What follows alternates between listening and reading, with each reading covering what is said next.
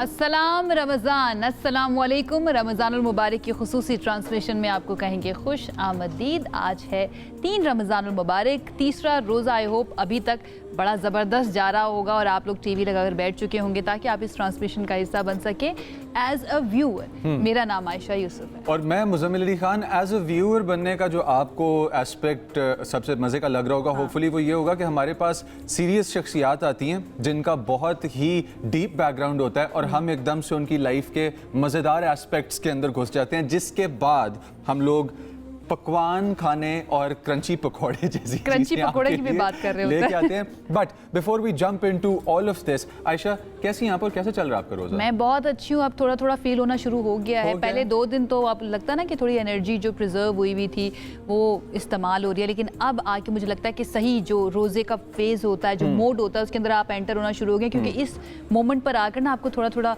अपना BP down होना feel होना शुरू हो जाता है। मुझे ऐसा लगता है, लेकिन आप इंजॉय कर रहे होते हैं। I am enjoying it. अच्छा जी, आगाज कर लेते हैं अपने सबसे पहली इंपॉर्टेंट और अहम खबर का। हम सब जानते हैं इस वक्त T20 वर्ल्ड कप चल रहा है और सुपर 8 मरहले का आगाज तकरीबन हुआ चाहता है। पाकिस्तान और न्यूजीलैंड आज आमने सामने होने जा रहे हैं। ये पहला मैच जो है ये होगा श्रीलंका में ही, और डर ये है, खौफ ये है, लग ऐसा रहा है कि बारिश हो सकती है जिसकी वजह से ये मैच मुतासिर भी हो सकता है। अच्छा, आयशा का दिल टूटता रहता है हमेशा और सेंसिटिव दिल की हैं ये, और क्रिकेट की परफॉर्मेंस से अक्सर इनको जो कि है ना ये इफेक्ट फेस करना पड़ता है, लेकिन इसके अंदर डर इस चीज़ का नहीं है। डर एक ये भी होना चाहिए कि हमारे बॉयज़ ने क्या अपनी पिछली गलतियों से कुछ सीखा है। तो डर होता ही ये है ना, वही तो ट्रांसलेट कर रहा होता है हमारे ऊपर भी, और हम भी अपने दिल को पकड़ कर बैठे हुए होते हैं कि हो सकता है।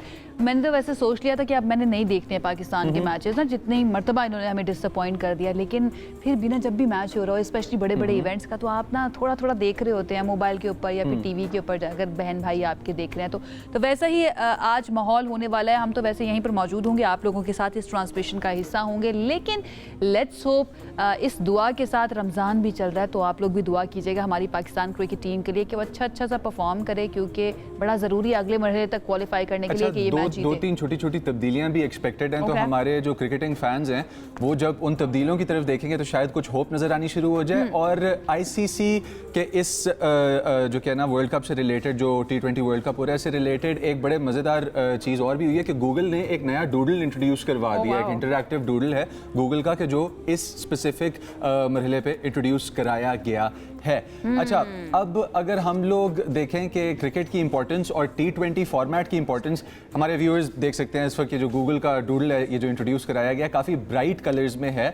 और मुझे जो चीज़ इंट्रीग कर रही है वो ये कर रही है कि क्या पाकिस्तान इस ब्राइट गूगल के डूडल से इंस्पायर होने के बाद कहीं हमारी ब्राइटनेस जो है, हमारे दिलों की, हमारे चेहरों की ब्राइटनेस अपनी परफॉर्मेंस के साथ ले ना उड़ाए, लेकिन हम अपनी उम्मीद जो है वो रखेंगे अच्छी। और बड़ा इंपॉर्टेंट ये है कि अब बड़े बड़े प्लेटफॉर्म्स जो है ना वो भी इस चीज़ को मान रहे हैं, रिकग्नाइज कर रहे हैं कि क्रिकेट फुटबॉल के बाद सबसे ज़्यादा देखा जाने वाला स्पोर्ट है। तो गूगल जैसा प्लेटफॉर्म भी अब उस चीज़ को रिकग्नाइज कर रहा है। लेट्स होप, उम्मीद करते हैं, दुआ करते हैं। आप लोगों ने भी दुआ करनी है। वंस अगेन मैं बार बार इसलिए कह रही हूँ क्योंकि हमारी टीम जो है ना वो कहीं पे भी आगे, क्या कहते हैं, अगर मैं लेमैन्स लैंग्वेज में कहूँ, लुढ़क जाती है, समझ नहीं आती कि अचानक से क्या हो गया। अच्छा, खेलते खेलते जो है ना आउट होना शुरू हो जाते हैं। तो जनाब ये मैच होने जा रहा है, और उसके बाद इंडिया की अगर हम बात करें तो वो डे आफ्टर टुमारो उनका मैच साउथ अफ्रीका के साथ होगा, सुपर 8 मरहले का। इसके साथ ही आगे बढ़ते हैं और अपनी अगली खबर जो है ना इस ट्रांसमिशन का हिस्सा बनाते हैं। और उससे पहले मेरे ख्याल से ब्रेक ले ली जाए, छोटी सी ब्रेक ली जाए, क्योंकि ये बहुत ज़्यादा इन्फॉर्मेशन है। ये बहुत ज़्यादा इन्फॉर्मेशन है, टू मच टू टॉलरेट। अच्छा जी, टू मच टू टॉलरेट हो जाएगा। तो जो इंपॉर्टेंट खबर है इसके बाद, उसके बारे में थोड़ा सा आपको हम हिंट दे देते हैं कि जो जिस तरह की मैं खबर की बात कर रहा था और ट्रांसमिशन की मैं बात कर रहा था कि सीरियस पर्सनालिटीज़, अब हमारे पास सियासतदान आते हैं और हम लोग यहाँ पे बिठा के आप लोगों तक उनकी ज़िंदगी का वो एस्पेक्ट लेके आते हैं कि क्या उन्होंने भी बसंत मनाते हुए बोकाटा की आवाज़ें मारी और पेचे लगाए। Because who does not want a little bit of entertainment from people, जहाँ से आपको लगेगा कि सब कुछ बहुत ड्राई है। Let me interrupt. कुछ शख्सियत ऐसी होती है जिनके साथ आप ये भी नहीं कर सकते, उनका ऑरा इतना सीरियस होता है, but at the same time we know कि कितने क्रेडिबल वो शख्सियत होती है। ऐसी एक शख्सियत से आपकी मुलाकात करवाएंगे एक ब्रेक के बाद। आपने जाना कहीं नहीं है, स्टे विद अस।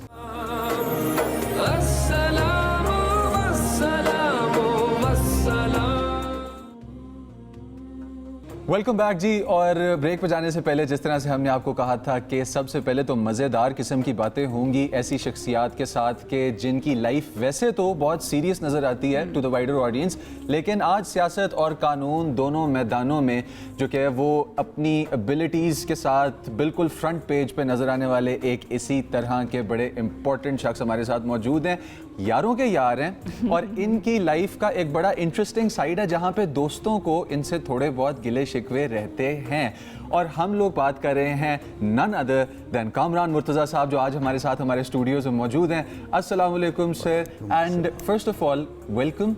आप हमारे पास आए और आपने आके हमें टाइम दिया यहाँ पे, इसके लिए थैंक यू। मैं मशकूर और रमज़ान मुबारक। रमज़ान मुबारक। मैं मशकूर हूँ, आपने बुलवाया, इज्जत दी, अल्लाह आपको इज्जत दे। Glad to have you on the show. हमेशा बहुत अच्छा लगता है जब भी आप हमारे शो को इज्जत बख्शते हैं। कैसा चल रहा है रमज़ान, कामरान साहब? रमज़ान आज तीसरा दिन है तो मुझे पहली दफ़ा थोड़ा सा सख्त लगा।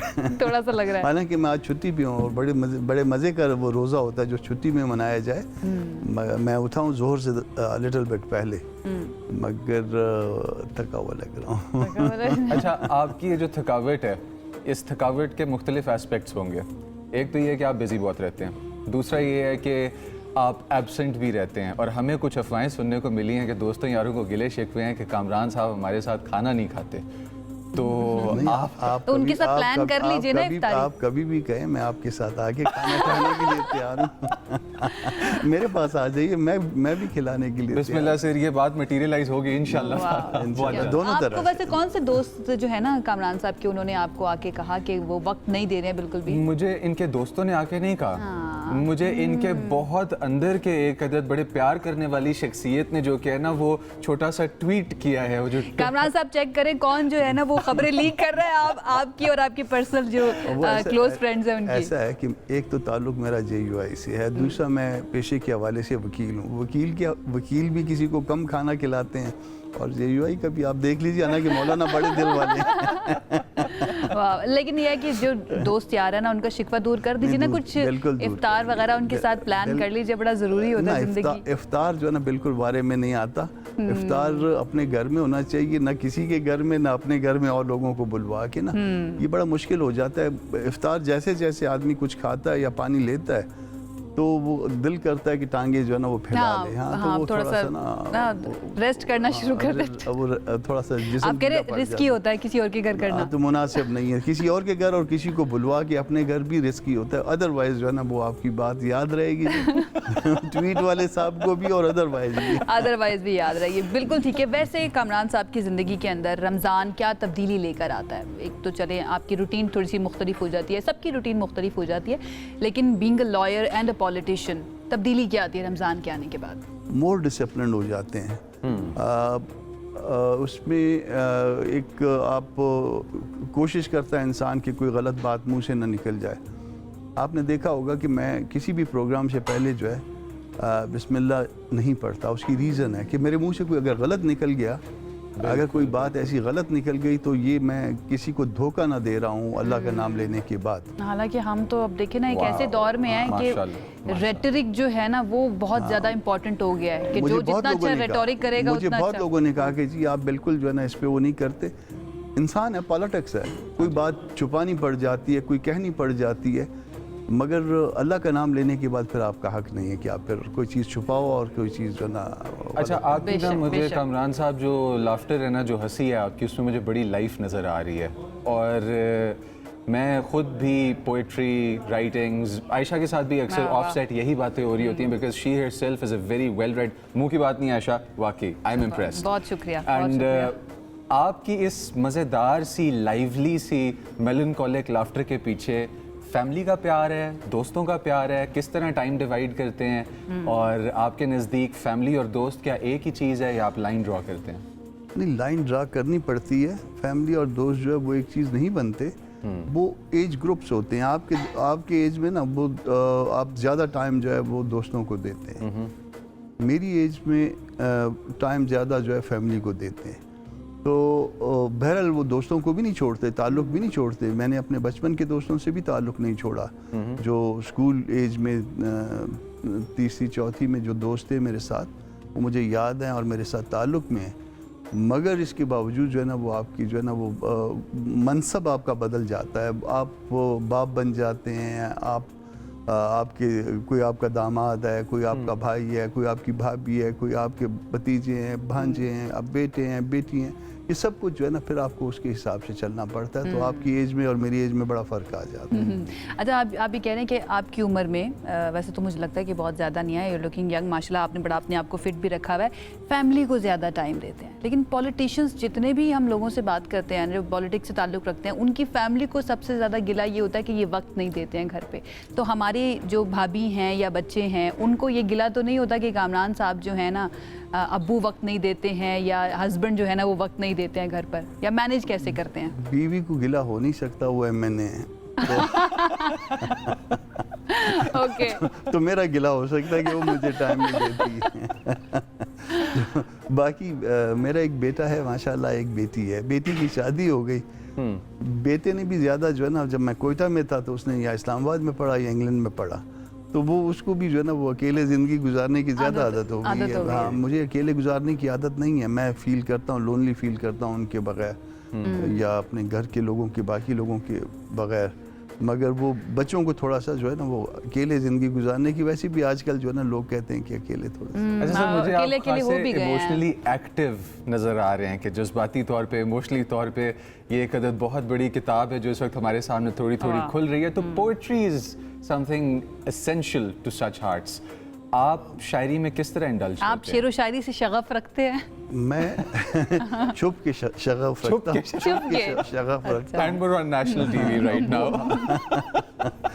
वो इस तरह से कि मैं मेरी अच्छी कलेक्शन होती है और अक्सर मैं अगर कोई ट्वीट करता था तो पहले सिर्फ कोई अच्छा सा शेर देखा तो उसको ट्वीट कर देता था। तो मेरी बेगम को शायद शुबा होता है कि वो क्यों खैर है आप चल क्या रहा है वो हमारे, अगर अपने फ्रेंड सर्कल में अक्सर ये होता है ना कि कोई अगर स्टेटस लगा दिया ना तो वो खुद से अजम्पशन शुरू हो जाती है, कुछ हुआ होगा, कुछ ना कुछ चल रहा है जिंदगी के। कभी ऐसा नहीं हुआ, मगर इसके बावजूद जो है ना वो घर में शुबा पैदा हो जाता है, मैंने छोड़ दिया उसको। जस्ट टू बी क्लियर, कभी ऐसा नहीं हुआ। लेकिन एक सेकंड, फर्स्ट ऑफ ऑल आपका कोई फेवरेट शेर, कोई ऐसी चीज जो मैं पसंदीदा शायर ही पूछना चाह रही थी, कौन से हैं कामरान साहब के? Great minds think alike. Faiz अच्छे हैं, मीर तकी मीर अच्छे हैं, गालिब अच्छे हैं, हाँ सारे अच्छे हैं और अपने अपने वक्त के हवाले से बहुत ही एक्स्ट्रा ऑर्डिनरी हैं उन्होंने। मगर वो जब भी मैं सुनना शुरू करता हूँ तो फिर जो ना ऊपर से जो ना सख्त पाबंदी आ जाती है। कोई एक शेर मैं चाहूंगी कि आज आप हमें सुनाइए जो आपका सबसे फेवरेट हो, मीर का हो, इकबाल का हो, गालिब का हो, फैज का हो, जो MNAs को सुनना पसंद हो आपसे। हाँ, ये मीर का या उन किसी और मुझे शायर का नाम नहीं पता, मगर मैंने अपनी ज़िंदगी के लिए जो ना एक सबक के तौर पे लिया है कि मैं बख्त हूँ तलखियों से हलावतों को नचोड़ लूँगा, मैं तेरे सागर से ए ज़माने सरूर लूटूंगा ज़िंदगी का। वाह वाह वाह वाह वाह, खूबसूरत, बहुत खूबसूरत, क्या बात है। अच्छा, फारिग औकात जो होते हैं, फुर्सत के लम्हात, उसमें कामरान साहब सेल्फ टॉक करते हैं, अपने आप के साथ वक्त गुजारते हैं, रिफ्लेक्ट करते हैं कि ज़िंदगी में क्या चल रहा है, क्या बेहतर करना है? मैं जब मैं पॉलिटिक्स में नहीं था तो भी जब भी मेरे पास थोड़ा सा वक्त होता था मैं फैमिली के साथ गुजारता था। इवन अगर मैं रात को ऑफिस से लेट आया, वकील लेट उठते हैं तो भी निकलते निकलते मैं साफी भी लेट उठते हैं तो मैं निकलते निकलते बीवी को फ़ोन कर देता था कि बच्चों को तैयार कर लो, चलो कहीं खाना खाते हैं। तो मैंने ज़्यादा वक्त जो है वो फिर इस तरह से जो थोड़ा फुर्सत का था वो बीवी और बच्चों को दिया, और इसके अलावा फिर दोस्तों को भी, या कोई अगर फ़र्ज़ कर लीजिए कि मैं इस्लामाबाद में हूँ तो कोई मेहमान आया हुआ है, उनको कोशिश किया कि उनको जो है ना उनको इकराम किया जाए, उनकी इज़्ज़त की जाए। कोयटा में होता था तो बाहर से लोग जो दोस्त आते थे इंटीरियर बलूचिस्तान से, उनकी इज़्ज़त की जाए। तो वो कोशिश करता रहा हूँ कि मैं लोगों के साथ जो है ना वो समाजियत में मैं काफ़ी जो है ना उसमें करता रहा। सर, ये इतना इंटरेक्शन जब होता है तो रूठना मनाना तो चलता रहता होगा, रूठों को मनाना कितना ज़रूरी है और प्यार प्यार में रूठ जाना कितना ज़रूरी है? आप रूठें या ना रूठें, बहरहाल दूसरों को नाराज़ ना रहने दें। ज़िंदगी मुख्तसर चीज़ है, आप अगर 100 साल भी जी लें, मैक्सिमम आप इससे ज़्यादा तो आपके जहन में नहीं आता ना आइडिया। तो इसमें भी जो है वो नीयत ख़राब करके या दूसरों को जो ना नाराज़ करके ज़िंदा रहे, ये मेरा ख्याल है ठीक नहीं है। आप लोगों को साथ लेके चलें, एकोमोडेट करें, अच्छे तरीके से वक्त गुजार लें, बस यही ज़िंदगी। तो मुश्किल नहीं हो जाता सियासत में भी या इवन वकालत में भी, जहाँ पे आपको आर्ग्यू करना है, अगले को हराना है, तो ये वाली चीज़ मुश्किल नहीं हो जाती? एहतराम के दायरे में जो बात करें आप, एहतराम के दायरे में। देखिए, इख्तलाफ करना आपका हक है, मगर अगर एहतराम के साथ करेंगे तो फिर अगला जो है ना, अगर थोड़ा सा भी वाइज मैन है, वो नहीं, उसको जो है उसको प्रॉब्लम नहीं होगा।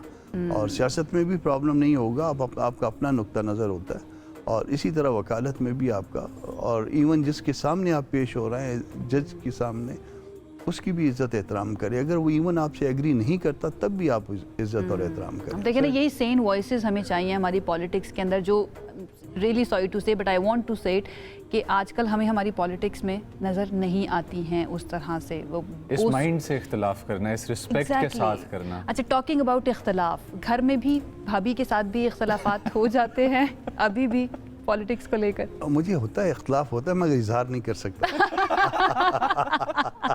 सबसे इम्पोर्टेंट बात ये है। तो सर, क्या आप हेडक्वार्टर्स मानते हैं उन्हें? वो कहते हैं ना कि मुल्की मामलात वो डील करती है, जो बैनुल अक़वामी मामलात होते हैं वो मैं डील करता। घर के मामलात को कौन डील करता है? वो मुल्की मामलात में आ जाता है। वो मुल्की मामलात में आ जाता है, वो होम मिनिस्टर बन जाती है। सब कुछ। अच्छा, घर में हेल्प करवाते हैं वैसे भाभी की, या घर के कामकाज के अंदर कामरान साहब, या इतने मसरूफ होते हैं कि वक्त ही नहीं मिलता? वो खुद भी कोई काम करे तो मैं उसकी हेल्प कराऊंगा। आप सारे पोल खोल के जाएंगे। अच्छा जी, ये बड़ा इम्पोर्टेंट पॉइंट है कि हेल्प कराने से नहीं डरते, लेकिन हेल्प कराने का जो माहौल है वो बन जाना चाहिए। तो इसी से रिलेटेड मेरा अगला क्वेश्चन आने लगा। सर, बात कुछ ऐसी है कि जो इंसान इतना ज़्यादा ख्याल रखता हो कि यार मैंने इख्तलाफ करना है तो उसको मैंने किन पैरामीटर्स में रह के करना है, चीज़ों को निभाना है तो मैंने किस तरह से निभाना है। आपसे अभी 2 लेसन्स इसी कॉन्वर्सेशन में मैंने सीखे हैं। एक, चार्ज्ड नहीं होना चाहिए, अवेयर होना चाहिए, और दूसरा ये है कि अगर कोई चार्ज्ड है तो उसको भी अवेयरनेस के साथ डील करना चाहिए।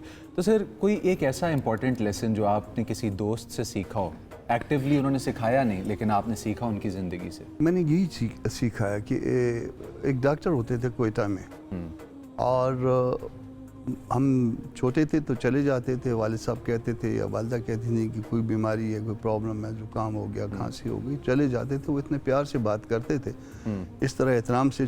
हम छोटे बच्चे थे उस वक्त, बात करते थे, तो वो गैर शऊरी तौर पे जो है मैंने उनसे सीखा है ये कि आपने एहतराम से बात करनी है। सर, आपने बचपन में भी लड़ाइयाँ नहीं हुई कभी? मैं तो इतना पीसफुल बंदा देख के हैरान हो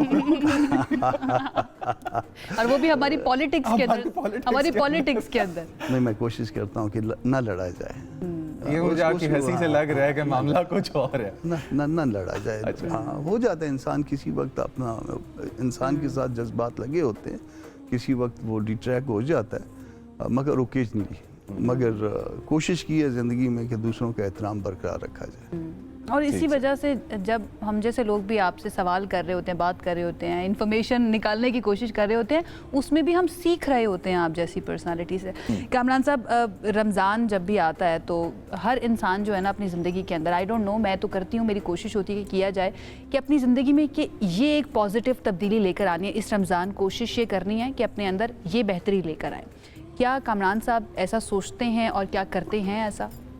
देखिए, ये अल्लाह पाक का एहसान है इंसानों पे, और स्पेशली मुसलमानों पे, क्योंकि मुसलमानों के लिए वो मुसलमान ने रोज़ा रखना होता है। अगर दूसरे भी इससे हिदायत पकड़ें, एक तो आप डिसिप्लिन हो जाते हैं, हर चीज़ जो है ना आपने अपने वक्त पे करनी है, और बाकी जो वक्त आपके पास बचता है इबादत के अलावा, उसमें आपको मैनेज करना है, अपने सारे काम भी करने। इसका मतलब रमज़ान का हरगिज़ ये नहीं है कि आप जाके सारा दिन सोए रहें, चारपाई तोड़ते रहें।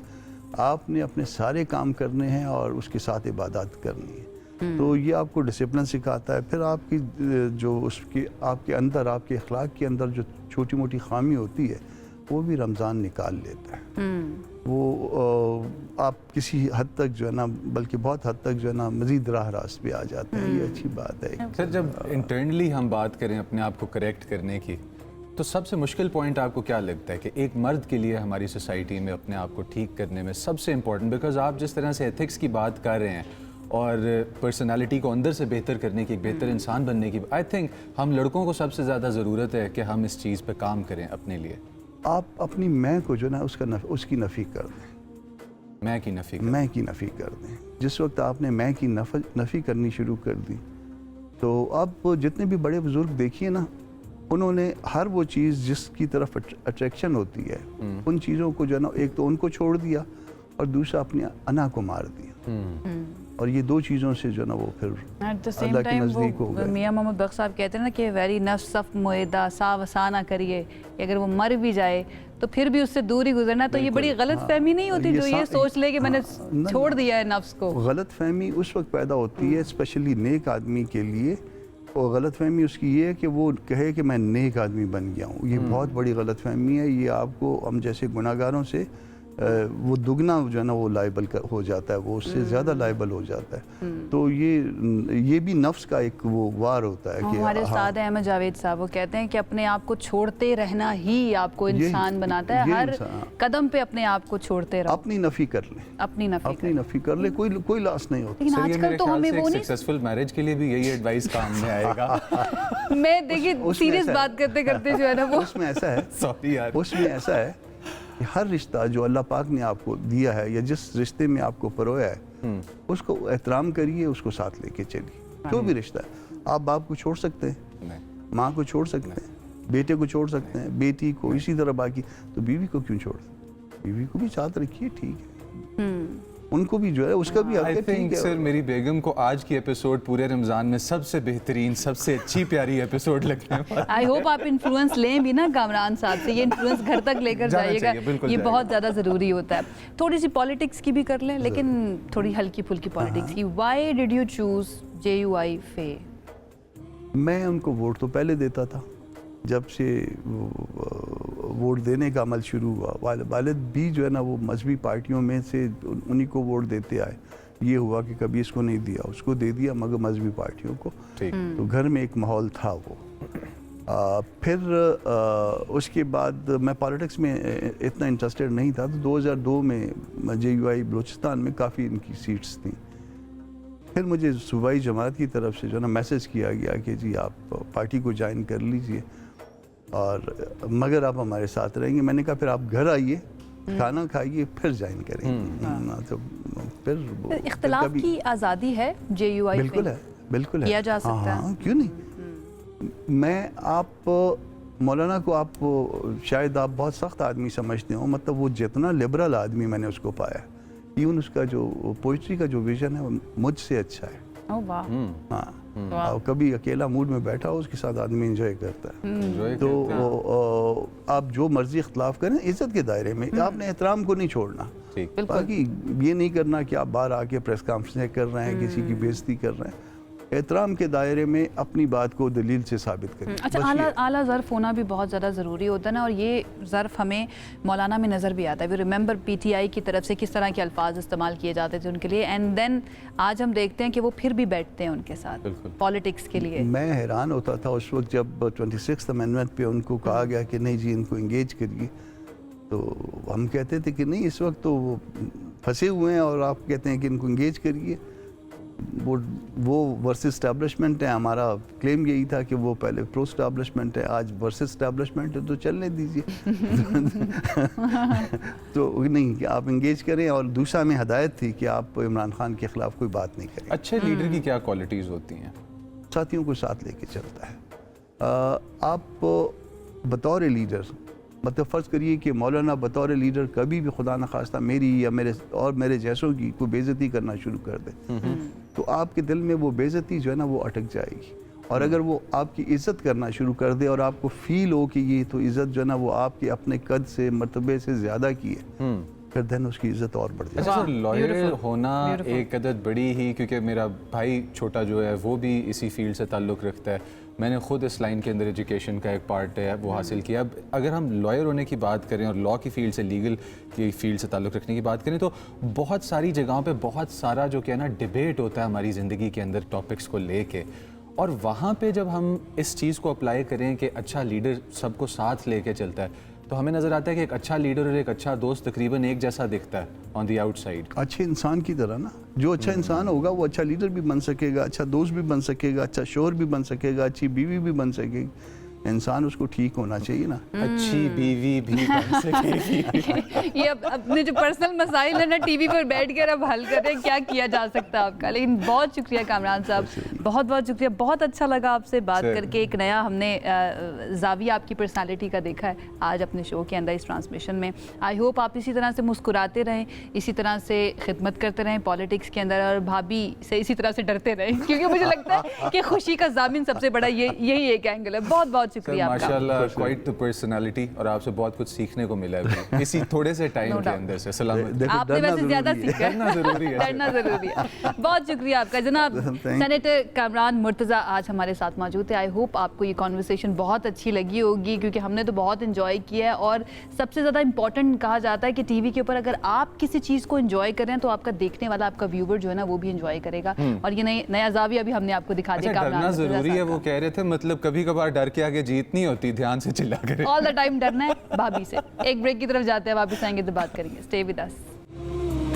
This segment is presented by Dalda, powered by Roo Afza, Kannauр and Sabroso. और जी, सो सबसे इंटरेस्टिंग पार्ट रोज़े का जो एटलीस्ट मेरे लिए होता है, और वो होता है इफ्तार का टाइम, कि जब मज़ेदार फ्रेश हॉट खाने सामने निकल के आ रहे होते हैं। डिसअपॉइंटमेंट से आयशा इस वक्त मेरी तरफ देख रही हैं तो आयरॉनिक ना, क्योंकि रमज़ान आता है आपकी डिटॉक्सिफिकेशन के लिए, और एक्साइटेड हो जाते हैं मुजम्मिल फ़ौरन से जब भी खाने पीने की बात आती है। I mean I don't understand. अच्छा आयशा, इस डिसअपॉइंटमेंट के अंदर आपको सबसे मज़ेदार डिसअपॉइंटमेंट कौन सी लगती है, डीप फ्राइड या फ्रेश कट? देखिए, लगती तो डीप फ्राइड ही है, लेकिन आपको लेते नहीं है, खाते नहीं है, दैट इज समथिंग एल्स। लेकिन भाई आपको जो भी पसंद है वो सारी वैरायटी लेकर रिदा आफ्ताब जो हैं वो आती हैं। और सबसे मज़े की बात आज के लिए मुझे जो लगती है, जो मैंने थोड़ी सी इन्फॉर्मेशन ले ली है, थोड़ी सी स्नीक पीक जो है वो ले ली है कि क्या बन रहा है। यम यम। मैंने सुना है कि वो चीज़ बन रही है जो हर दस्तरखान की रौनक होती है, दैट इज़ पालक और प्याज के पकोड़े। और पकोड़े वैसे आपको कौन से वाले पसंद है, क्रिस्पी वाले या फिर वो जो मोटे मोटे से बने होते हैं? I love pakoras along the line के जो बिल्कुल फाइन कट वेजिटेबल में होने चाहिए। और जी जब निकल के आए इनके इंग्लिश पकोड़े हैं ना, जबरदस्त किस्म के ना, यूं क्रंच क्रंच करते हुए आए बाहर पकोड़े ऐसे होने चाहिए। अच्छा, ये चीज हम डिस्कस कर रहे थे अपने मेकअप रूम में भी, कि कुछ लोग होते हैं वो ऐसे नरम से पकोड़े, इतना बड़ा बड़ा पकोड़ा होता है वो बना लेते हैं। क्रिस्पी पकोड़ा जो होता है ना, वो बहुत ज्यादा मजे का लगता है। तो जनाब, क्रिस्पी पकोड़े आई होप सो रिदा बना रही हैं। और इसके साथ साथ एक और चीज़ बन रही है जो बहुत हैंडी होती है, स्पेशली बच्चों को बहुत ज़्यादा पसंद होती है। वो लोग जो जाते हैं बाहर, जिनको फास्ट फूड खाना बहुत ज़्यादा पसंद होता है, और जब बिल्कुल भी वक्त नहीं होता, भागते हुए जो है ना ड्राइव थ्रू से भी पकड़ लिया जाता है। बर्गर बहुत ज़्यादा फास्ट होता है। तो चलते हैं रिदा आफ्ताब की तरफ और उनसे जानते हैं कि क्या है सारा प्रोसेस, कितने स्टेप्स के अंदर ये सारी चीज़ें बनती है। थोड़ा बहुत तो मुझे भी पता है, लेकिन रिदा क्योंकि शेफ़ हैं वो ज़्यादा बेहतर बनाएंगी। Over to you Rida. अच्छा, आज की दो बड़ी मज़ेदार सी रेसिपी रमज़ान के वाले से ये एक हम बना रहे हैं बड़े मज़ेदार से प्याज और उसके साथ पालक के पकोड़े बन रहे हैं। ज़ाहिर है अफ्तार है तो अफ्तार के टाइम पे तो आपको पकोड़े चाहिए होते हैं। इसके साथ हम बना रहे हैं एक बहुत ही मज़ेदार से बर्गर बन रहे हैं, क्योंकि हमारे पास यहाँ पर आपको पता है कि सबरोसों की बहुत सारी रेंज यहाँ पर रखी हुई है।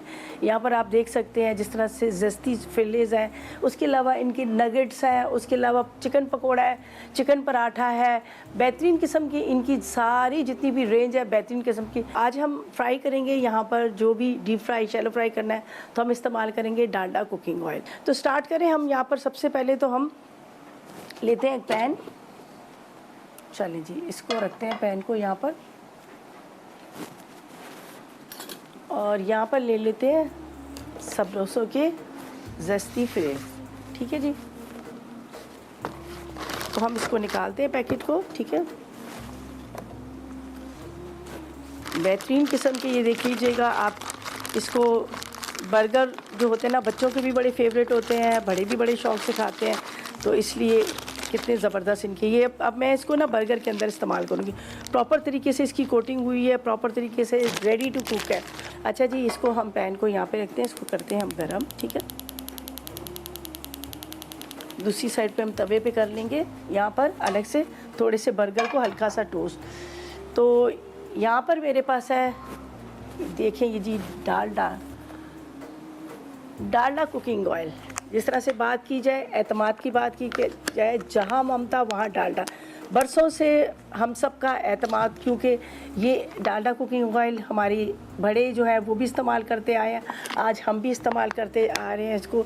और इसके अंदर हम डाल देते हैं, ज़्यादा गर्म ना कीजिएगा, जब आप फ्रीज़र से निकालते हैं तो थोड़े ठंडे ऑयल में डाल दीजिएगा। तो मैं भी इसको इसलिए ठंडे ऑयल में डाल रही हूँ, अब ये थोड़ा सा फ्रीज़ हुए हैं। चलिए जी, ये सब रोसों के बेहतरीन किस्म के यहाँ पर आपको नज़र आ रहे हैं चिकन जस्ती फिले।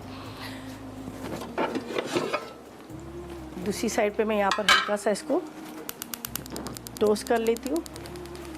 हल्का बन को थोड़ा सा हम करते हैं यहाँ पे हल्का सा इसको, ये भी थोड़ा टोस्ट हो जाएंगे तो फिर आराम से हम इसको यहाँ पर बटर लगा लेंगे। ये इसलिए कि थोड़ा ये फ्रीज़ हुआ हुआ है तो ये जब तक ये थोड़ा सा गर्म होने की वजह से हल्का सा मेल्ट भी हो जाएगा।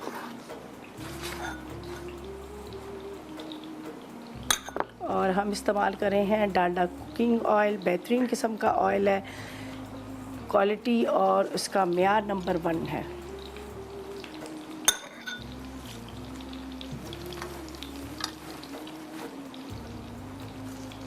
चलिए जी, इसको भी थोड़ा और हम हल्का सा करते हैं जितनी देर में हमारे फिलेस जो है वो हो रहे हैं फ्राई। चलिए जी, इसको भी थोड़ा सा करते हैं हम यहाँ पर और इसके बाद इसके ऊपर लगाएंगे मायोनीज़ और इसको हम रेडी कर लेंगे।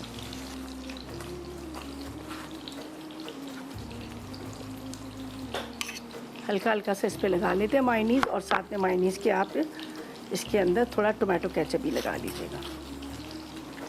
सब रोसो बेहतरीन किस्म की इनकी सारी प्रोडक्ट है। थोड़ा सा हमने यहाँ पर लगा लिया टोमेटो केचप। ये हो चुका है तकरीबन राइट। यहाँ पर लेंगे एक एक सैलड लीव, ये आप रख लीजिएगा। इसके साथ यहाँ पर हम डालेंगे थोड़ा सा, हमारे पास है कैबेज। अच्छा, सेकंड रेसिपी हमारी है पालक और प्याज के पकोड़े।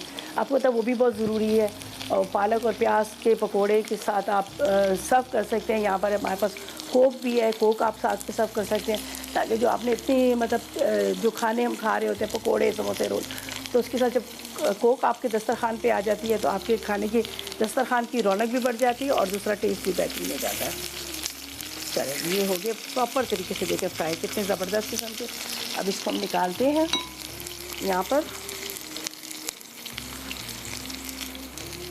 चलिए, इसको अब हम यहाँ पर एक एक हम रखेंगे इसके ऊपर इस तरह से सब रोसों के चिकन फिलेस। ठीक है, बेहतरीन और क्रिस्पी अफ्तार का मज़ा जो कहते हैं ना और भी ज़बरदस्त हो जाता है। चलिए, थोड़ा सा इसके ऊपर हम इसके ऊपर यहाँ पर हम डाल देते हैं मायोनीज़, थोड़ी कैबेज जाएगी, स्प्रिंकल कर लीजिएगा।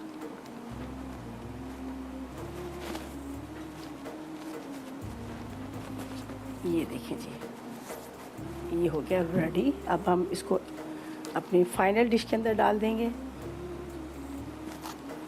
चिकन बर्गर जो है ये रेडी हो गया। मज़ेदार से हमारे चिकन बर्गर जो झटपट तैयार हो चुके हैं और हमने इसको तैयार किया यहाँ पर हमारे पास था सब रोसो। ठीक है जी, सेकंड रेसिपी पे भी चलते हैं, जिसका मैंने आपसे भी जिक्र किया था कि हम बनाएंगे यहाँ पर पकोड़े पालक और उसके साथ यहाँ पर हम बना रहे हैं प्याज के पकोड़े। इसके अंदर डालेंगे ये पालक, पालक के साथ साबुत धनिया, साथ में हम डाल रहे हैं ज़ीरा, इसमें डालेंगे नमक, हरी मिर्च बारीक कटी हुई, साथ में थोड़ा सा हरा धनिया, पुदीने की पत्तियाँ,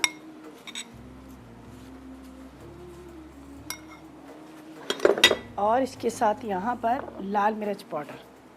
ठीक है, बिल्कुल 1/4 टीस्पून के इतना हम इसमें इस्तेमाल करेंगे खाने का सोडा, इसलिए कि हमने इसको फ़ौरन फ्राई करना है। अगर हम इसको देर तक रखते हैं तो हम सोडा नहीं डालते। साथ में जाएगा इसमें बेसन। अब सब चीज़ों को मिक्स करना है, अच्छे से पहले मिक्स कर लीजिएगा, फिर थोड़ा थोड़ा सा पानी डालेंगे, ज़्यादा नहीं डालिएगा वरना ये पतला हो जाएगा।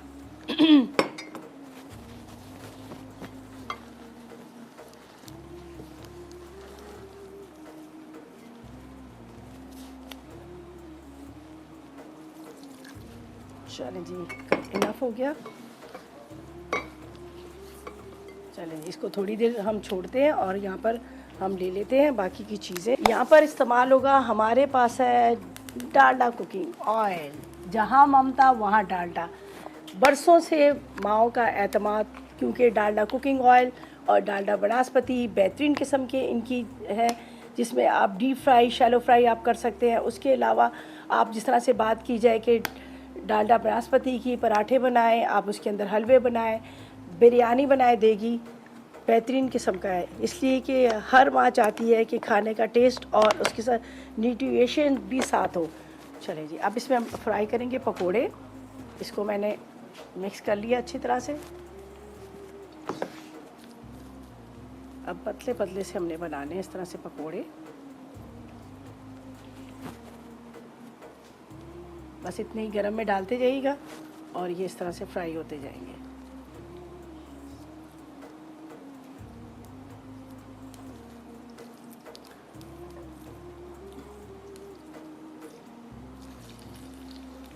ये देखिए जी, मैं इस तरह से इसको डाल रही हूँ ताकि ये छोटे क्रिस्पी क्रिस्पी पकोड़े बने। आप कोई भी खाना बना रहे हैं, कोई भी टेबल अपना सजा रहे हैं, चाहे वो देसी खाना हो, चाहे वो कॉन्टिनेंटल खाना हो, लेकिन कोक आपके साथ मस्ट होनी चाहिए। तो कोको कोला जो है वो आपकी टेबल की रौनक है। अच्छा, ये देख लीजिएगा कितने अच्छे इस तरह से पकौड़े बन रहे। ये जो इसको हमने देखे पानी कम डाला था, अब थोड़ी देर के बाद और ज़्यादा वो जिस तरह से पानी सब्जियाँ छोड़ती जा रही हैं। चलें जी, ये देखिए जी पकौड़ों का कलर आ गया। अब हम इसको निकालते हैं यहाँ पर। और ये फ्राई हमने किया है डालडा कुकिंग ऑयल के अंदर। बेहतरीन किस्म का ऑयल है, इसलिए तो कहते हैं जहाँ ममता वहाँ डालडा।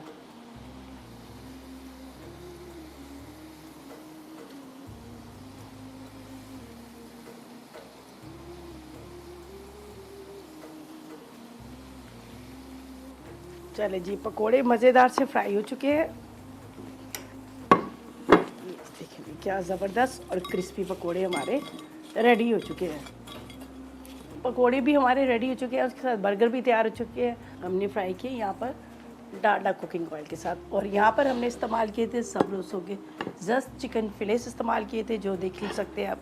बेहतरीन किस्म के हमारे बर्गर तैयार हो चुके हैं। और साथ में हमारे पास है यहाँ पर कोक के साथ आप सर्व कीजिएगा और इन्जॉय कीजिएगा। देखने में बहुत खूबसूरत लग रहा है, आई एम श्योर खुशबू भी बहुत अच्छी है। तैयार हो चुके हैं चिकन बर्गर सबरोसो के, एंड उसके साथ साथ प्याज और पालक के पकोड़े क्रिस्पी वाले जो है ना, ये देखिए क्रिस्पी लग रहे हैं। Exactly. नजर आ रहा है। ऐसे पसंद है आपको या फिर ब्राउन्स एंड द ग्रीन्स इसी तरह के पसंद है। जो मैं कह रहा था ना कि आप यूं उठाएं और हाथ में अपने पकड़े पकौड़े और वो क्रंच क्रंच करते आए। अच्छा, इन पकौड़ों को मैं जो क्यों ना इस नज़र से भी देखना चाहता हूँ कि काश इस स्क्रीन से बाहर निकाल लूँ मैं इस वक्त इनको। आप जिस नज़र से देखना चाहते हैं मत देखिए, सिर्फ खाने की नज़र से देखिए। बहुत ही खूबसूरत लग रहा है। रिदा, थैंक यू सो मच एक ज़बरदस्त सी ये रेसिपी बताने के लिए हमारे देखने वालों के लिए। और समटाइम्स इस तरह की सिंपलेस्ट रेसिपीज जो होती है ना, उसके अंदर छोटी छोटी ट्रिक्स जो होती हैं शेफ्स की, एक्सपर्ट्स की, वो बहुत ज़्यादा जो है ना चीज़ों को बेहतर कर देती हैं, टेस्ट को बड़ा मज़ेदार बना देती हैं। एक सबसे इंटरेस्टिंग बात बताइए क्वालिटी ऑफ ऑयल जिसमें सब कुछ तैयार हो रहा है। तो डालडा आई थिंक जब जितने खाने अभी तक 3 रोज़ों में हम लोग देख चुके हैं तैयार होते हुए, तो I guess that is the crux of it. तो एक ब्रेक की तरफ जाते हैं जनाब। ब्रेक से वापस आएंगे तो हमारी रमजान ट्रांसमिशन का सिलसिला जारी है। वापस आते हैं, स्टे विद अस। जी वेलकम बैक। रमज़ान ट्रांसमिशन अस्सलाम रमज़ान में आपको कहेंगे एक मरतबा फिर से खुश आमदीद। और लाहौर और इस्लामाबाद और इनके मज़ाफ़ात में अज़ान मगरिब यानी कि वक्त इफ्तार हो चुका है अल्हम्दुलिल्लाह। तीसरा रोज़ा जो है वो भी हमने अपनी रहमतों अपनी बरकतों के साथ मुकम्मल कर लिया है। और ये हमारी ट्रांसमिशन का सिलसिला जो है वो भी तीसरे रोज़ जारी है। हम आपके साथ बंधे हुए हैं, जुड़े हुए हैं, आपके लिए लेकर आ रहे हैं ऐसे गेस्ट जिनको आप शायद देखते हैं उनकी सीरियस पर्सनालिटी, लेकिन हम लेकर आते हैं एक नया एंगल उनकी पर्सनालिटी का। और इसी तरीके से अपने अगले सेगमेंट की तरफ, जो कि मैंने सुना है कि बहुत ज़्यादा इस वक्त पसंद किया जा रहा है, कि बच्चों के सवालात क्या होते हैं, अहद तिफली में कौन कौन से सवालात जो हैं बच्चों के जहन में उठते हैं, वो बताना बड़ा ज़रूरी है। और उनके जवाब सही तरीके से एक्सप्लेन करना बहुत ज़्यादा ज़रूरी होता है, क्योंकि समटाइम्स इस तरह की चीज़ें बच्चे पूछ लेते हैं कि आपको समझ नहीं आती कि भाई ये क्या पूछ रहे हैं। ओके जी, उसके लिए हम चलते हैं डॉक्टर खुर्रम इलाही की तरफ और उनके साथ मौजूद हैं the star of this segment Shah Hussain. Shah Hussain, क्या सवालात हैं आज आपके? थैंक यू अगेन मुजम्मिल और अंकर आयशा आंटी। अस्सलाम रमज़ान। और आज मैं और डॉक्टर खुर्रम इलाही आपके साथ वापस आए एक और बहुत इंटरेस्टिंग टॉपिक के साथ। और आज हमारा टॉपिक है योलो। तो अब मैं कॉन्वर्सेशन आपसे शुरू करता हूँ। ये मेरे हाथ में एक आवर ग्लास है। इसका जब आप और इसके अंदर ही सैंड है, जब आप इसे उल्टा करते हैं और ये सैंड इस सेक्शन में चला जाता है तो इसका मतलब होता है कि इसका टाइम ख़त्म हो गया। जब मैं इसे उल्टा करूँगा और जब इसका सैंड नीचे जाएगा, जब ये सारा ख़त्म हो जाएगा तो मैं इसे वापस फ्लिप कर सकता हूँ, मगर ज़िंदगी में ऐसे नहीं होता। जब आप ज़िंदगी के आवर ग्लास का टाइम फ्लिप करते हैं और सारा सैंड नीचे चला जाता है तो आप वापस नहीं फ्लिप कर सकते। इसे हम कहते हैं YOLO, you only live once. अभी मैं डॉक्टर खुर्रम से यही पूछ रहा था कि अगर मैं हाइकिंग पे जाऊँ और उन्होंने कहा ना जाओ, डेंजरस है, मगर मैंने कहा you only live once, YOLO. तो अब मैं आपको बताता हूँ कि योलो क्या होता है ताकि मैं अपना बात भी प्रूव कर सकूँ और मैं आपको समझा भी दूँ। योलो बेसिकली ये होता है कि आपकी सिर्फ एक ही ज़िंदगी होती है, आप सिर्फ एक ही दफ़ा ज़िंदा रहते हैं। तो लोग ये कहते हैं YOLO, you only live once, तो आपको रिस्क लेने चाहिए, आपको डेंजरस चीज़ें करनी चाहिए, फिर आपके पास सिर्फ एक ही ज़िंदगी है वो डेंजरस चीज़ें करने के लिए। ये बेसिकली रिस्क टेकर्स के लिए एक चीट कोड है कोई भी डेंजरस चीज़ करने का। अब हम डॉक्टर खुर्रम की तरफ जाते हैं। तो डॉक्टर खुर्रम, आपको क्या समझ आया मेरी बात से? आई ऑब्जेक्ट, मैं एतराज़ करता हूँ। मुझे लगता है कि अगर ज़िंदगी एक ही दफ़ा मिली है तो उसको बहुत ज़िम्मेदारी से गुजारना चाहिए, ना कि गैर ज़िम्मेदारी से। सो गैर ज़िम्मेदारी के मानी ये नहीं कि रिस्क नहीं लेने चाहिए। देखो, अगर रोड के ऊपर हर आदमी यही कहने लग जाए YOLO, you only live once, मेरा जैसे दिल चाहेगा मैं गाड़ी चलाऊंगा, तो सोसाइटी तो धर्म भरम हो जाएगी, हर तरफ एक्सीडेंट्स हो रहे होंगे। और अगर कोई आदमी कहे क्योंकि ये मेरी लाइफ है तो मैं स्पीड लिमिट को नहीं फॉलो करता, यू ओनली लिव वंस, तो फिर क्या होगा? He would put others life in danger. ठीक है, सो अब हम जरा बात को आगे बढ़ाते हैं। सो इस्लाम में जो हमारा दीन है, क्योंकि हम रमज़ान में लोगों को बताना भी चाह रहे हैं, जो हमारी ज़िंदगी है ये एक सफ़र की तरह है, ये चलती रहती है। हाँ, हम ज़मीन पर योलो करते हैं, हम ज़मीन पे एक दफ़ा आते हैं, लेकिन जब ज़मीन पे हमारा सफ़र ख़त्म होता है तो सफ़र यहाँ का ख़त्म होता है और इंतकाल हो जाता है। इट्स अ ब्यूटीफुल वर्ड, इंतकाल कहते हैं ट्रांसफॉर्मेशन को। फिर हम एक अगले जहान में चले जाते हैं, ट्रांसेंड करते हैं उधर, हम ट्रांसेंड कर जाते हैं इस जहान को। सो हमारा सफ़र कुल है और मंजिल जुज़ है। सो जो योलो है वो ज़मीन पर हमारा एक तरह है।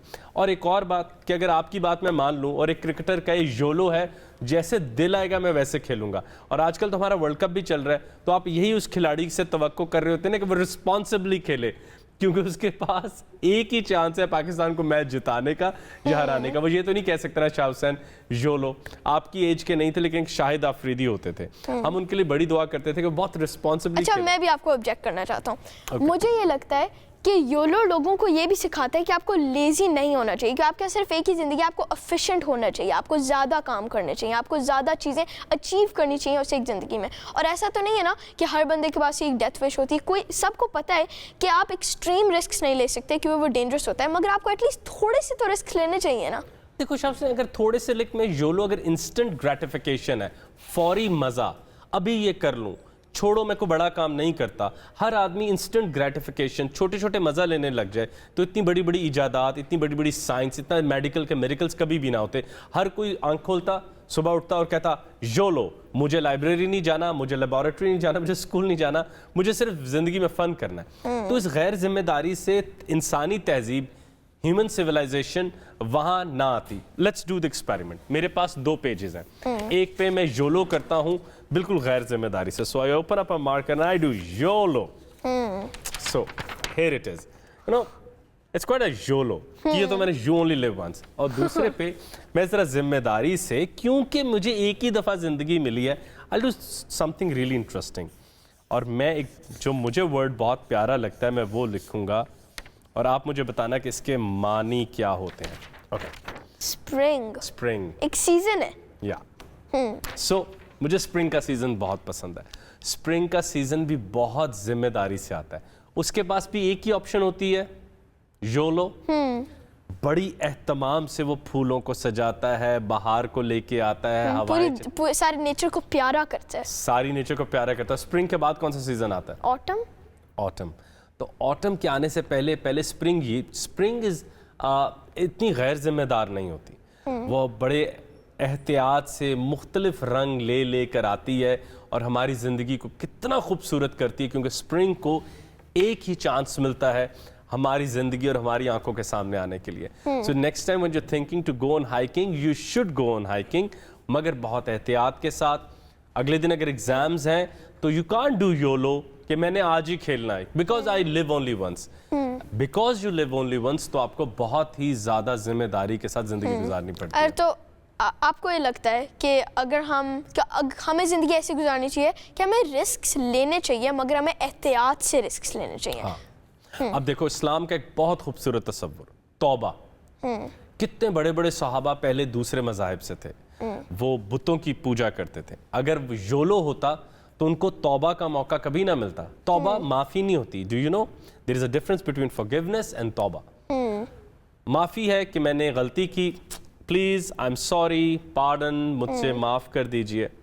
तौबा होती है अब नहीं करूँगा, because this life is so important for me कि मैं इसको अब दुरुस्त करूँगा। मैं तौबा करता हूँ इस बुरे काम से, इस बुरी हैबिट से। तो हमारे वो बच्चे, हमारे दोस्त जो इस ट्रांसमिशन में बिल्कुल आजकल महव हैं और हमारा साथ दे रहे हैं, उनको भी ये बात पता होनी चाहिए कि बिकॉज योलो है तो हमें ज़िंदगी को और बेहतर करना है, क्योंकि सितारों से आगे जहां और भी हैं, आसमां और भी हैं। हाँ, अभी इश्क़े इम्तिहान और भी हैं।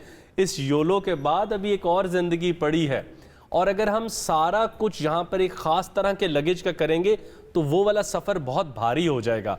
सो हमें एक अच्छे मुसाफिर की तरह इस दुनिया को खूबसूरत बनाना है, यहाँ तालीम आम करनी है, यहाँ सेहत करनी है, तहकीक करनी है, न्यू प्रोडक्ट्स लानी है, रिसर्च करनी है, ताकि आइंदा आने वाली नस्लें जब खुर्रम इलाही और शाह हुसैन को देखें तो वो कहें कि दो लोग बड़ा अमेजिंग योलो करके गए थे, जिसकी वजह से उनकी ज़िंदगी अच्छी होगी, now they can live peacefully.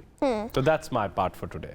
अच्छा, तो आपको ये लगता है, तो क्या आपको लगता है कि हमारे अंदर थोड़ा सा योलो की वो केओस होना चाहिए फिर भी? क्या मुझे लगता है कि केओस या एनर्जी के बगैर एक लाइफ बहुत बोरिंग होती है। Pick up your clock, pick up your, अब देखो इसको ऊपर करो।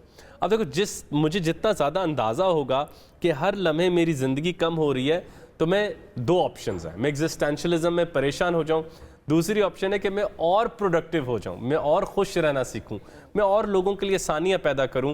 क्यों? क्योंकि टाइम कम है, सो उसमें डबल ज़िंदगी जीने की है। That's it.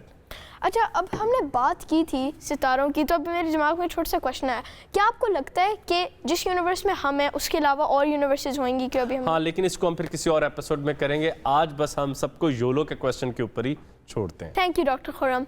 ये थी हमारी आज की गुफ्तगू। आज हमने बात की योलो के बारे में, और डॉक्टर खुर्रम ने मुझे आज बताया कि हमें जो है छोटे छोटे रिस्क लेने चाहिए, मगर हमें इतने बड़े रिस्क नहीं लेने चाहिए जो हमारी अगले फ्यूचर को ख़तरे में डाले, उस इंस्टेंट ग्रेटिफिकेशन के लिए, उस एक सेकंड के मज़ा के लिए। जैसे देखें, ये मेरा आवर क्लॉक है, मैं इसे वापस टर्न कर सकती हूँ ताकि इसका टाइम रीसेट हो, मगर ज़िंदगी को हम ऐसे रीसेट नहीं कर सकते। अभी अगेन मैं आपको एक और रिमाइंडर दूंगा।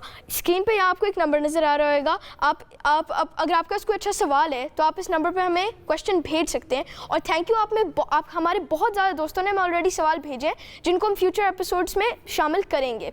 थैंक यू, अल्लाह हाफिज़।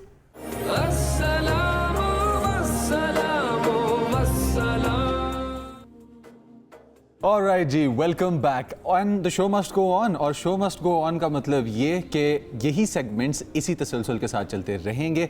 एक मरतबा फिर आयशा और मैं यहाँ पे आपके लिए हाजिर हैं। और अगर हम इस वक्त बात करें तो रमज़ान मुबारक के अंदर हर मुसलमान की ख्वाहिश होती है और कोशिश होती है कि वो ज़्यादा से ज़्यादा सवाब समेट ले, लेकिन कभी कभार हमें छोटे छोटे हिकअप्स फेस करने पड़ते हैं। कुछ ऐसे मामलात होते हैं कि जो हमारे इस रास्ते में रुकावट बन जाते हैं, या काफ़ी सारे ऐसे शक होते हैं कि हमारी नॉलेज ना होने की वजह से वो हमें रुकावट लग रहे होते हैं। खैर, इन तमाम प्रॉब्लम्स का जो हमारे सवाब हासिल करने के रास्ते में एक रुकावट बन जाते हैं, इन सवालों के जवाब के लिए हमारे पास हमारे एक्सपर्ट जिस तरह के सेगमेंट के अंदर, और मुझे सोशल मीडिया पे काफ़ी सारे लोगों ने अप्रोच भी किया ये कहते हुए कि थैंक यू इस चीज़ को इंक्लूड करने के लिए कि हेल्थ से रिलेटेड जो इश्यूज़ हैं उसके अंदर दवाइयाँ लेना और दवाइयों का नद्वियात का इस्तेमाल करना, काफ़ी सारी क्लैरिटी हमारे पास इस सेगमेंट से आती है। तो हमारे पास मौजूद हैं मुफ्ती ज़ुबैर साहब। अस्सलाम वालेकुम सर। और सीधा पहले डाइव करते हैं अपने क्वेश्चन के अंदर कि क्या रोज़े की हालत में डायबिटीज़ एक ऐसा इशू है जो पूरे पाकिस्तान में इस टाइम पे बहुत कॉमन है, बच्चों में, बूढ़ों में तो था ही था, तो क्या डायबिटीज़ के मरीज़ जो हैं वो अगर इंजेक्शन ले इंसुलिन का, या अगर वो एकदम से क्रैश कर रहा है उनका शुगर और उनको ग्लूकोज का इंजेक्शन लगाना पड़ जाता है, तो इन इंजेक्शंस के इस्तेमाल से, दवाइयों के इस्तेमाल से क्या रोज़ा मुतासिर होता है या टूटता है? इस सिलसिले में ये बात जहन के अंदर रखें कि रोज़े की हालत में इंसुलिन या उसका इंजेक्शन लगाना शरअन जायज़ है, और इससे रोज़ा नहीं टूटता, रोज़ा बरकरार रहता है, रोज़े पर कोई फ़र्क और कोई असर नहीं पड़ता। दरअसल ये बात ज़हन के अंदर रखें कि रोज़ा टूटने के लिए चंद मुतय्यन रास्ते हैं। अगर जिस्म के उन मनाफिस और उन रास्तों से कोई चीज़ अंदर जाएगी तब जा कर के रोज़ा फासिद होगा, रोज़ा टूटेगा। ये इंजेक्शन चूँकि खाल के अंदर लगाया जाता है और गोश्त के अंदर लगाए जाने वाले इंजेक्शन से रोज़ा नहीं टूटता, इसलिए इंसुलिन से रोज़े पर कोई असर नहीं पड़ता।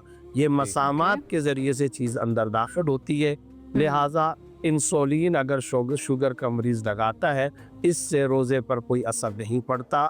और ये याद रखना चाहिए कि आम हालात में इंजेक्शन लगाने से या ड्रिप लगाने से भी रोज़ा नहीं टूटता।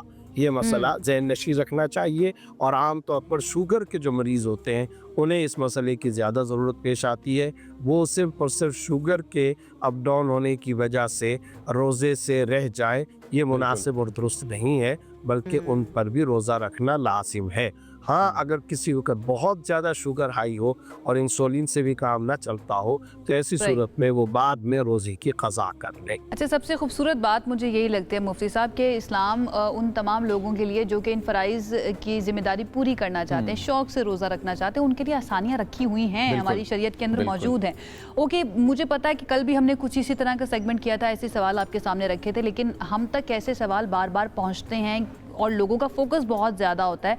जैसे कि अगर खून देना पड़ जाए, खून का अतिया देना पड़ जाए रोज़े के दौरान, क्या ये जायज़ है या नहीं है? या फिर अगर आपको कोई मेडिकल इमरजेंसी है और उसमें आपका खून निकलवाना पड़ गया है टेस्ट करने के लिए, क्या ये जायज़ है या नहीं? इंजेक्शन के बारे में तो कल भी आपने बात की थी, लेकिन मज़ीद इसको थोड़ा सा एलेबरेट कीजिएगा उन तमाम लोगों के लिए जो इस वक्त रोज़ेदार हैं और उनको इस तरह की चैलेंजेस का सामना करना पड़ता है।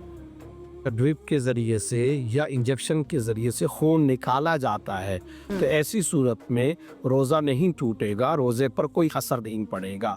क्योंकि ज़ाहिर सी बात है कि रोज़ा किसी चीज़ के अंदर दाखिल होने से टूटता है, किसी चीज़ के बाहर निकालने से तो रोज़ा नहीं टूटेगा। अक़ली तौर पर भी यही बात है और यही माकूल मामला है। लिहाजा खून देना या खून निकलवाना इंजेक्शन के ज़रिए हो या किसी ड्रिप और सिरिंज वगैरह के ज़रिए, उससे रोज़े पर कोई असर नहीं पड़ता। अलबत्ता फ़ुक़हा ने ये बात ज़रूर लिखी है कि अगर किसी को शदीद कमज़ोरी में मुब्तला हो जाने का अंदेशा हो, मसलन अगर वो किसी को खून देता है तो पता चला कि ख़ुद इसको इतनी बीमारी, नकाहत या कमज़ोरी लायक हो गई कि अब ये गिर पड़ा या इससे इसके रोज़े के टूटने का अब ख़तरा पैदा हो गया कि इसको कुछ खिलाना पिलाना पड़ेगा या इसकी बेहोशी का ख़तरा पैदा हो गया है, अगर इस तरह की कोई सिचुएशन पैदा होती है तो ऐसी सूरत में ऐसे आदमी के लिए बेहतर ये है कि ये रोज़ेदार किसी को रोज़े की हालत में खून ना दे।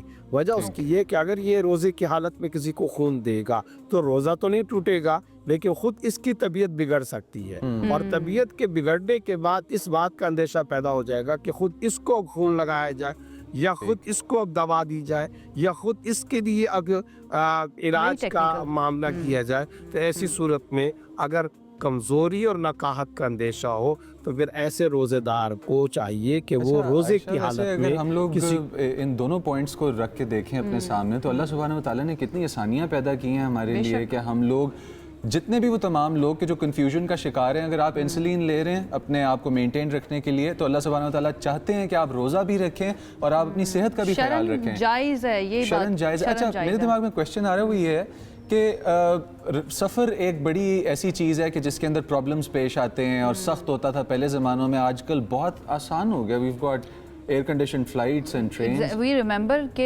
जितना हमने पढ़ा है अपनी इस्लामी तारीख को हम देखें कि जब आप एक जगह से दूसरी जगह सफ़र करते थे तो बड़ी मुशक्क़तें उठाना पड़ती थी और उसी वजह से शायद रखा गया था कि रोज़े के अंदर थोड़ी आसानी कर दी जाए। अब सवाल अगेन आपका बिल्कुल वैलिड मुझे लगता है कि भाई अब तो इस तरह की एयर कंडीशन बसेज या ट्रेन आ गई हैं, हवाई जहाज़ का सफ़र बड़ा आरामदेह हो चुका है, क्या उसमें भी रोज़ा जो है वो छोड़ने की इजाज़त है या फिर यहाँ पर आकर हमारी फ़िक़्ह जो है वो कुछ और हमें बताती है? मुफ्ती साहब, जब कोई भी शख्स हालत सफ़र के अंदर हो, मुसाफिर हो, तो शरई तौर पर उसे रोज़ा छोड़ने की इजाज़त है और वो रोज़े को उस वक़्त छोड़ सकता है, बाद में उस रोज़े की क़ज़ा करना लाजिम है।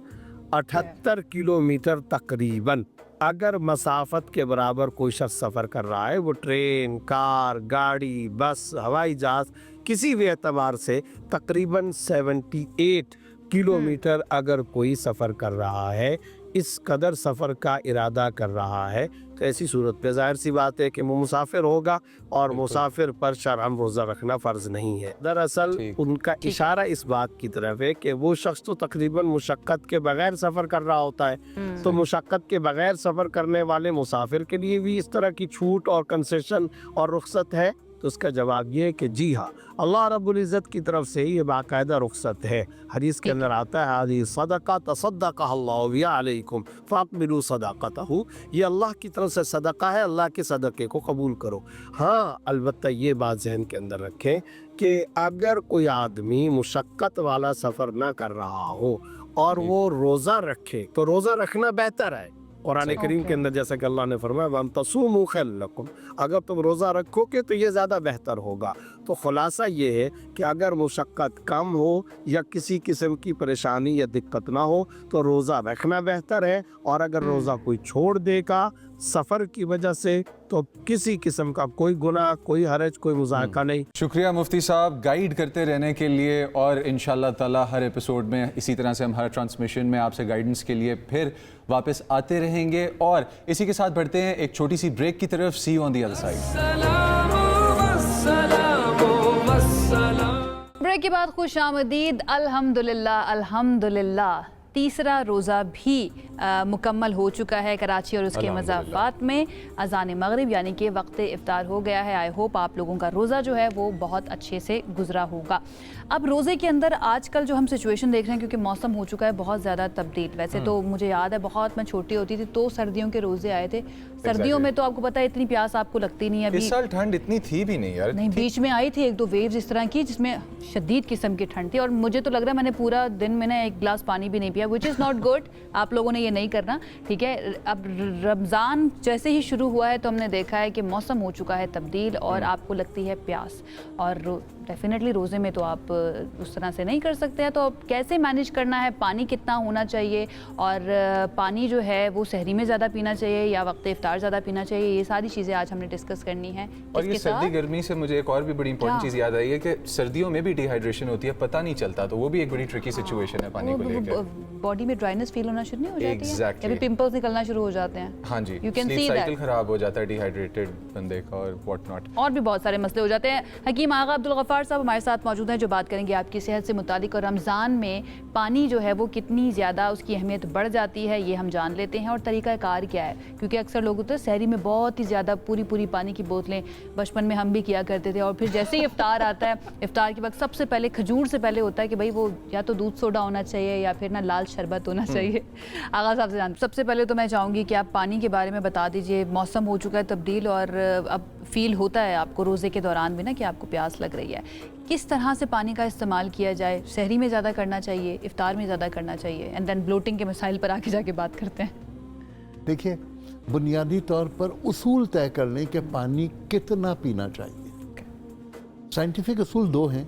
पहला उसूल ये है कि 30 ml पर kg, सही, यानी अगर किसी का वज़न 70 kg है तो उससे 2.1 लीटर पानी पीना है।